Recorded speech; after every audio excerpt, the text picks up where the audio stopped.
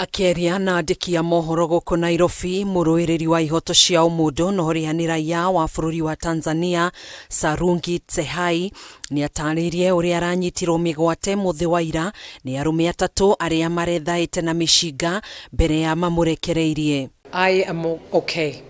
And I'm lucky to be alive. Thank you very much for having me. Sarungi nĩ ugĩte gĩko gĩkĩ kĩrahanĩkire rĩrĩa araumĩte gũthondekwo njuĩrĩ mwena wa Chaka Place, mwena wa Kilimani gũkũ Nairobi, na thutha wa kũingĩra taxi ĩrĩa aretĩtie, arũme aya maramũtharĩkĩra na kwambĩrĩria kũmũgucia nĩguo mamũrute nja wa ngari. And a black van blocked his way. Two individuals that I saw, but eventually I was told there were three of them, and I realized later in the vehicle, got out of the car, they dragged me out of the vehicle, and I resisted. I really did. It took them a while to put me into the car because I resisted as much as I can. They put me, after that, in the black van. Arũme aya nĩ maracokire maramwĩkĩra bengũ moko na gũtwarithia ngari ĩrĩa mararĩ na thibidi nene. And they kept looking for my phone.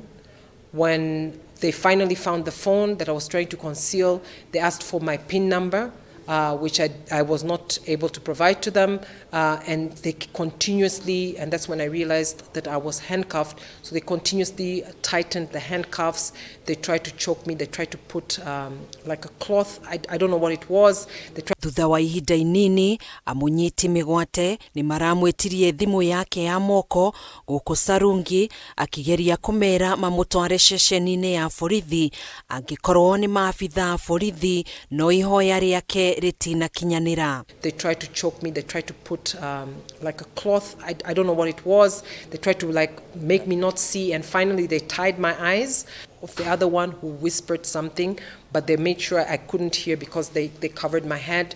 They talked in whisper, and it was after that stop that finally we were driving, and then they stopped. They told me to get out of the vehicle, not look around once the blindfold is off, wait for the car to disappear, and then start walking, find a way, or a taxi or whatever it is to get home. Kũhana ũguo, ikundi cia gũtetera ihoto cia ũmũndũ arĩ hamwe na gikundi kia Amnesty International na kĩama kĩa mawakiri LSK nĩ ikomithĩtie ciĩko cia unyitani migwate gũkũ bũrũri-inĩ iria irongerereka o gwakĩa. Where governments world over are seen to violate human rights beyond their borders.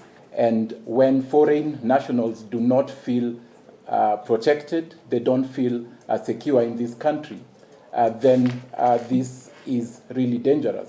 Mwena-inĩ wake, president wa kĩama kĩa mawakiri Faith Odhiambo nĩ ugĩte no magũthiĩ na mbere na gwetha anja ya ciĩko ici kũrĩ honge cia ũgitĩri. A call on more investigations, a conclusive investigation into Maria's case.